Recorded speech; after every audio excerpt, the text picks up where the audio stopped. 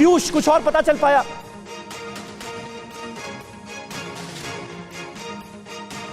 पीयूष पांडे हमारे संवाददाता हमारे साथ मौजूद हैं। पीयूष, कुछ और जानकारी मिल पाई है क्या?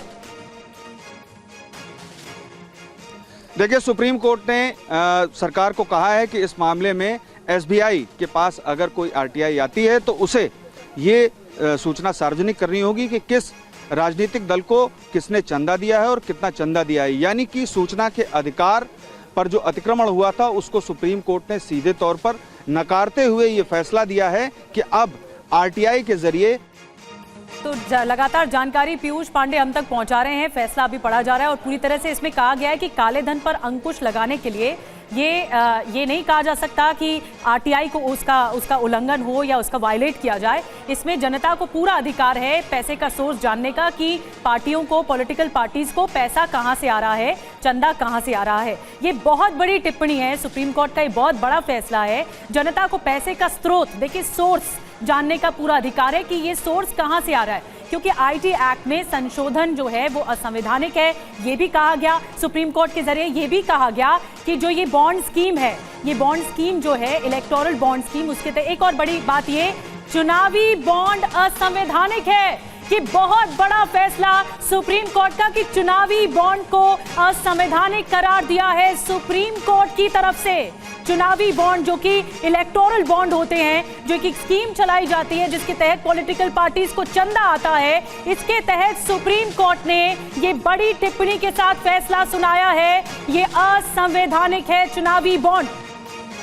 ये बहुत बड़ा फैसला है। इलेक्टोरल बॉन्ड स्कीम पर सुप्रीम कोर्ट ने रोक लगा दी है। ये इस वक्त की सबसे बड़ी खबर जो हमारे पास आ रही है वो ये है कि चुनावी बॉन्ड को असंवैधानिक बताते हुए सुप्रीम कोर्ट ने इस पर रोक लगा दी है। इलेक्टोरल बॉन्ड स्कीम पर सुप्रीम कोर्ट ने रोक लगा दी है। और इससे पहले जैसा कि हमें पीयूष पांडे बता रहे थे कि आरटीआई के दायरे में इसे लाने की कोशिश भी की गई, यानी एसबीआई के जरिए अगर कोई शख्स इलेक्टोरल बॉन्ड बनवाता है और एसबीआई में कोई आरटीआई डालकर यह पूछने की कोशिश करता है कि इलेक्टोरल बॉन्ड किसने बनवाया तो नाम बताना होगा, यह टिप्पणी की गई थी। लेकिन अब यह कहा जा रहा है कि चुनावी बॉन्ड योजना पर रोक लगा दी है सुप्रीम कोर्ट ने। यह इस वक्त का बहुत बड़ा फैसला है।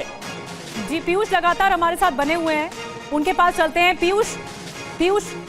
पीयूष के पास चलेंगे। लेकिन 2018 में दरअसल इलेक्टोरल बॉन्ड स्कीम नोटिफाई की गई थी सरकार की तरफ से, जिसके तहत पॉलिटिकल पार्टीज को चंदा आता है, पैसा आता है, चाहे वो कैश के जरिए आता है या फिर कुछ लोग बैंक के जरिए भी कराते हैं। लेकिन अब ये बहुत बड़ा फैसला है क्योंकि इस योजना को ही, इस स्कीम पर ही रोक लगा दी है सुप्रीम कोर्ट ने। 5 जजों की बेंच जो कि फैसला सुना रही है, ये बहुत बड़ा फैसला है। चुनावी बॉन्ड या फिर इसे इलेक्टोरल बॉन्ड भी कहा जाता है, इस योजना पर ही रोक लगा दी गई है। इसे अनकॉन्स्टिट्यूशनल बताया गया है, यानी असंवैधानिक बताया गया है।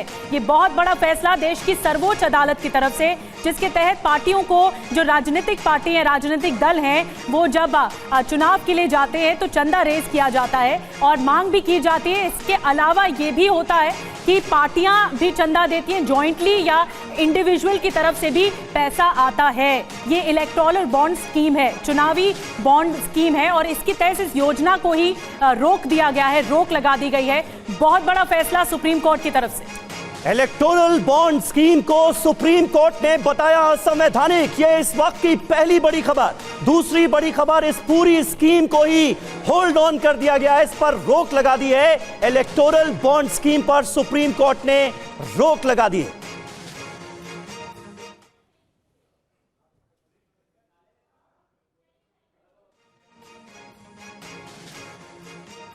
तो चुनाव आयोग एसबीआई से मिली जानकारी को साझा करे, यानी आम लोग अगर ये जानना चाह रहे हैं कि इस इलेक्टोरल बॉन्ड के जरिए वो कौन सा ऐसा शख्स है जिसने एक पॉलिटिकल पार्टी को चंदा दिया है, तो ये पता करना अब संभव होगा, मुमकिन होगा। अभी तक ये संभव नहीं था।